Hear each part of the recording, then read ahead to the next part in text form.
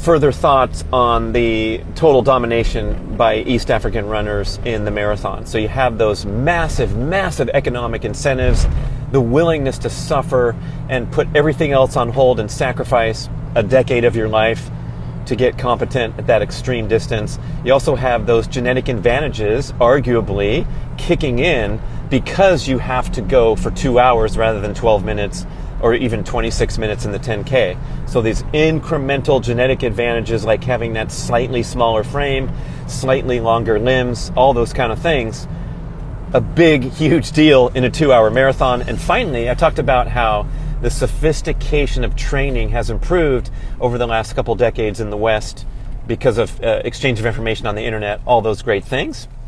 In the marathon, it's possible that the training is less sophisticated than developing an athlete to excel at middle or long distance on track and field.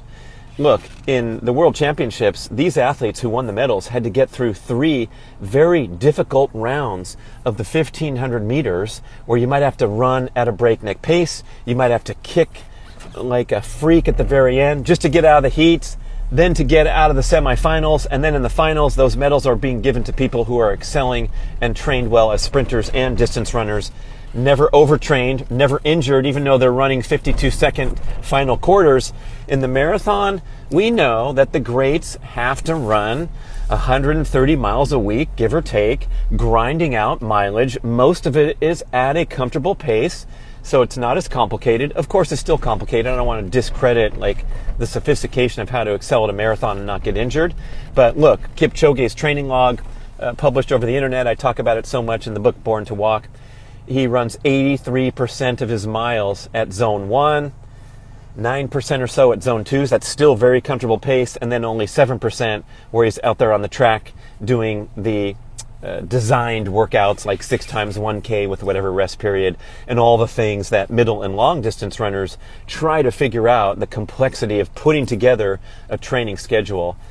Probably a little different on marathon, where basically your objective is to get out the door every day, do 2 runs, and accumulate that average of 15 to 20 miles every single day.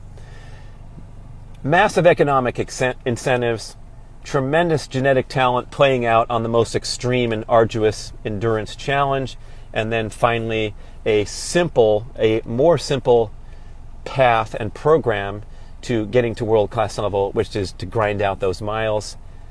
That's my take. What do you think? I'd love to see in the comments.